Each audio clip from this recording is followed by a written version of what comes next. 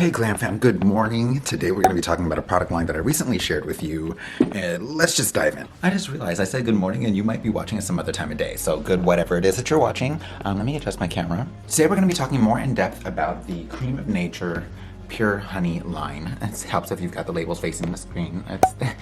Linwood, do better. So we're going to be talking about the Pure Honey line from Cream of Nature in a bit more detail, because I shared with you in a short video recently about how well it works in Zelina's hair, how well it works in kids' hair, and honestly for our entire family. But I want to share with you guys a bit more detail so you know whether or not it's a good fit for your family or for your head of hair, especially if you're between blessings, because this is a budget-friendly brand in my opinion. So let's just dive into the nitty-gritty.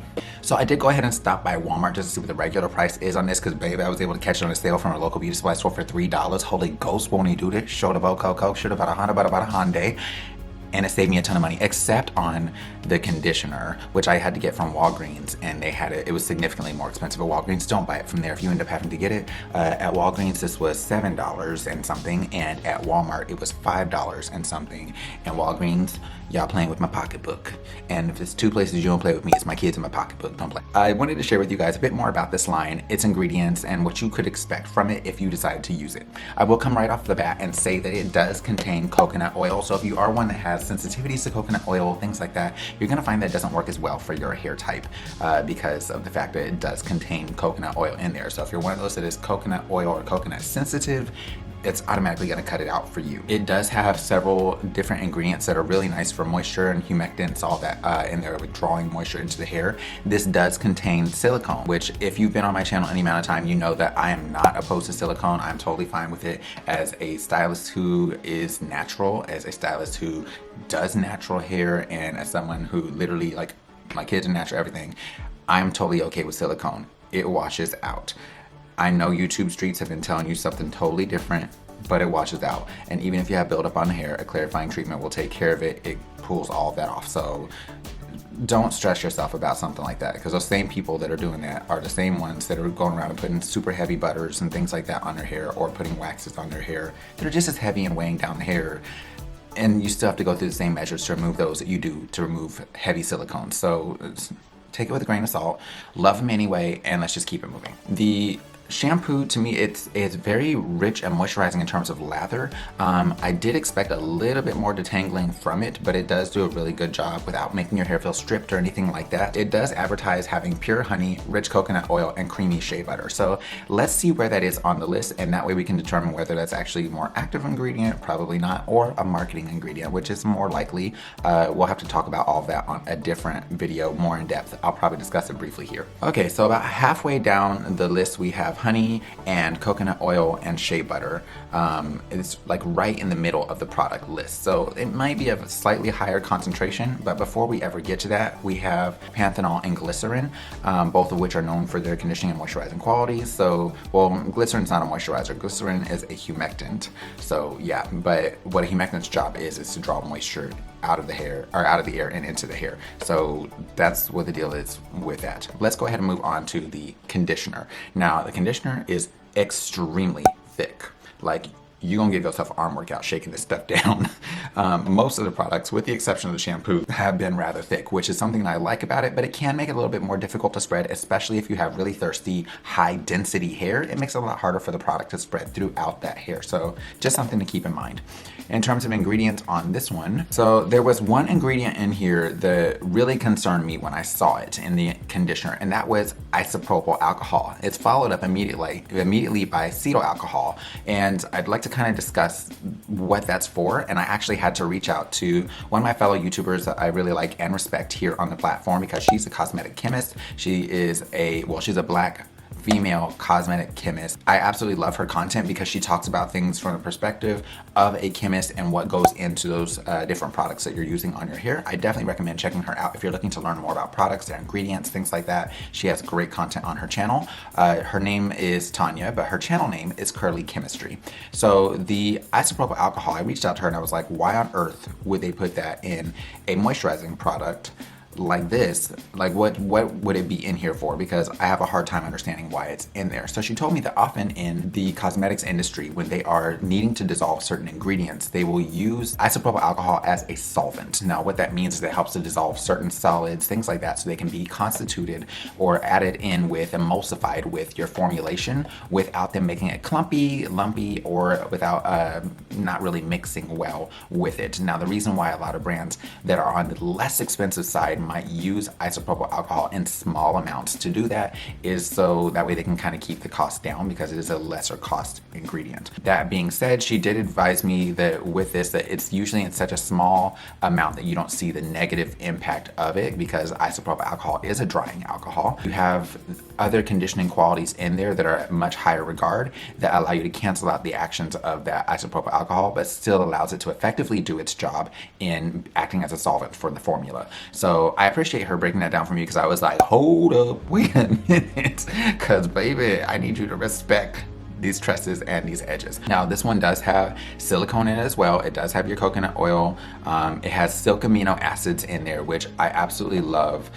Silk for the hair, the amino acids. So for those who don't know, silk amino acids is not a protein, it's amino acids, but your hair is made up of a chain of amino acids which forms into the protein that your hair is made of. Now the difference with silk proteins and silk amino acids is that silk similarly acts like a humectant in its ability to hold moisture, so it's able to draw moisture out of the air and into the hair, but it's also able to add strength to the hair, because we're going in and kind of building up those building blocks of the hair and give a strength to it similar to protein without the hardness and the crunch of it. This is why a lot of times you'll see hydrolyzed silk protein used quite a bit in formulations like BioSilk, Chi, things like that, which is a brand that I used to work with several years ago, and I was an educator for them when I first started out with all this teaching situation. And so I had the privilege of learning from Mr. Farouk Shami, the founder of Chi, on the benefits of silk in the hair and in your hair product. Moving on, let's get into the Detangler. The Detangler, I feel like it works pretty well. It's not gonna be like your most amazing staple in the world, so if you're gonna skip out on anything in the line, I feel like you could probably find another Detangler that's gonna do a better job than this one here, but it works well. It's just not like, it's not gonna blow your socks off, I'll put it that way. So it's really thick as well. Like everything in this line is so thick, which honestly, if you're like me, I like thick products. I don't know why, I just do. I think part of it is because I can easily dilute it down if I don't need it that thick, but then at the same time, it just feels rich and creamy to me. Like I don't like a soupy formulation, if that makes sense. Let me know how you feel about it in the comments below. This one also has silicone in there, and it's much higher on the list, which explains the reason why they would do that is because silicone has a property of slip to it. It's one of the reasons why you see it in so many conditioners and so many leave-ins, things like that,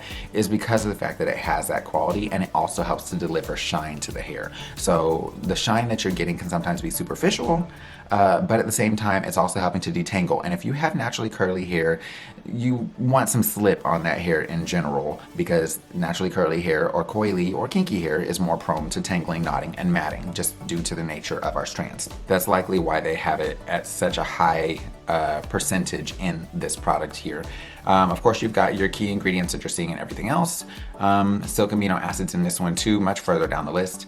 And yeah, of course, then you've got fragrance, yellow number 5, yellow number 6, blah, blah, blah. I don't know why brands are so insistent on adding colors and stuff to their lines. Like, I'm totally okay with you giving me a bland white product, whatever the case may be. I don't need it to be red or purple or whatever. That's weird.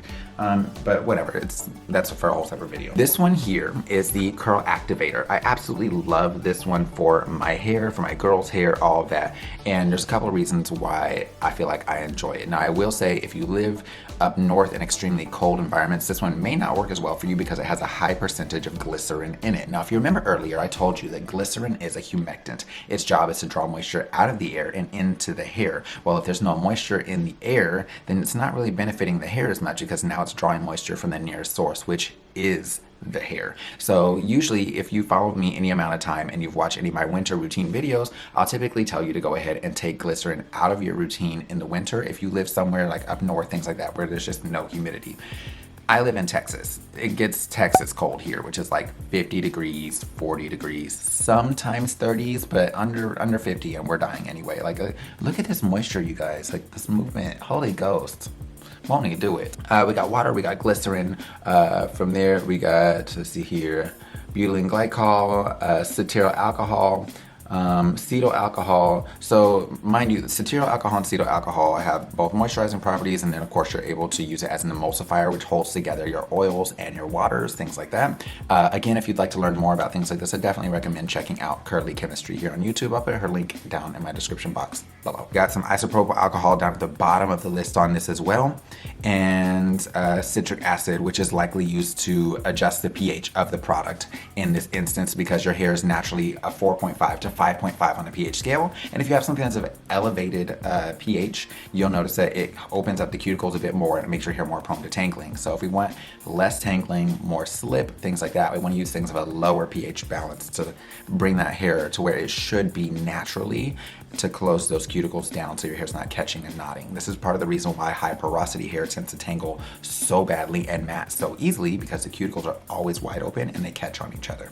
Oh, that makes sense. Last product that I have in the lineup, but they do have other products which I will discuss very briefly with you, is the focus, is the curling jelly from them. Now, as you can see, we have not used this one near as much, and there is a reason why. Allison used this first on Alexandria, our oldest daughter. She has high porosity hair, is very prone to tangling, knotting, and matting, and this seemed to aid with that. It didn't really give her a ton of definition. It didn't help out with a ton of moisture for her, and it may work well for someone with a lower porosity than she has. The ingredients don't look concerning, and honestly, they're very similar to the other ones, but for some reason, it just didn't work as well for her tresses. And honestly, in my hair, if I have the choice of a gel or a cream, I'm going to select the cream every time. Just so you know, the curl activator is like a mix in texture between a cream and a gel. It's interesting. Like, you guys see that there? That's the curl activator. To me, it feels like they took a gel and a cream and mixed it together, and it's nice because it's like it gives me that like I'm on third day hair now, and you guys can still see I've got all this definition. It still looks nice and moisturized. I've got a nice degree of shine to it. To me, the nice thing about the benefits of a cream in my instance over a gel, though, is, look, y'all see that? Look at God. The benefits of a cream over a gel, for me especially, is the fact that my hair is low density. I don't have a ton of hair. I know it can sometimes look like it, but it's not thick at all. So a cream gives me the ability to easily fluff the hair out without any type of pulling or snagging or any potential breakage going on. So if you have lower density, I would definitely suggest going with more styling creams, things like that, over styling gels, because it's not going to give so much hold, but it still is able to give you some definition and control over that hair. That way you can more easily fluff and fill out, so it looks like you have a ton of hair when, truth be told, you bald. Just like, look. I'm telling you, it is all deception and lies. It's nowhere near as thick as people think it is. It's actually super on my nerves because it's just, the longer it gets, the harder it is to disguise the lack of thickness. So yeah. That being said, we have not used a ton of the curling jelly. I'm not going to say that it's trash, but I will say it did not work for our high porosity daughter, and we haven't tried it on anyone else in the house.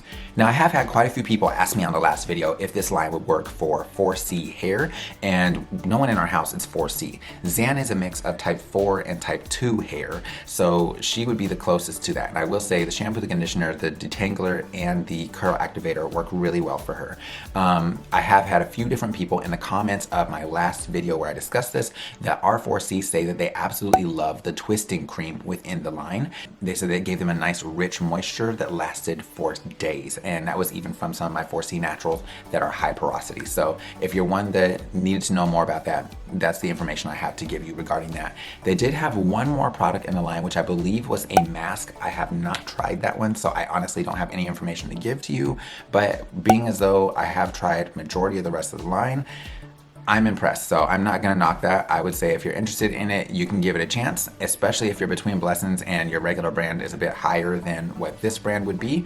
It's a nice product for you to be able to utilize that is of a lower price point and still gives you a high performance. So that's what I'm looking for. You don't have as many high quality ingredients as you would see in certain high dollar shampoo and conditioner lines, being things like the isopropyl alcohol, things like that, but the performance is there and it still gives a nice moisture. And to me, that's what you ultimately should be looking for, even if you're going for a lower price point. So all that being said, I hope this in-depth deep dive has helped you understand a bit more about this line. Of course, if you have any questions, don't hesitate to ask me in the comment box down below. If you'd like to find out more about products and their ingredients, even purchase her ebook, you can check out Curly Chemistry. Her name is actually Tanya Lane, but you can check her channel out. I'll include it in the pinned comment as well as in the description box down below. Go show her some love. I honestly think she's a fantastic creator. Oh, there's also a trichologist that was recently peeped to that I'll put down there in the description box and the top pinned comment, because I've been checking out some of her content and she gives excellent information as well. And I feel like there are so many people here on YouTube that are sharing what works for them, but they don't understand the science of hair, or they don't understand the chemistry of the products. They don't understand the needs of the scalp, things like that. And I feel like it's important that if you're consuming things and your goal is to have healthier hair, that you're doing it from people that are well educated and understand what you should be looking for. So the other lady that I'll include is a trichologist. She is natural. She's got some great content as well, and I definitely recommend you checking her out. I cannot remember her name at the moment because honestly it's hard for me to pronounce, but I will say I absolutely adore her. Her spirit is so sweet, and she's got great content. Honestly, Tanya has a really sweet spirit as well. So if you enjoy my channel, I'm certain you'll enjoy theirs. Check them out. Until next time, you guys, take care, God bless, and stay glam. You know I love you, boo. Bye.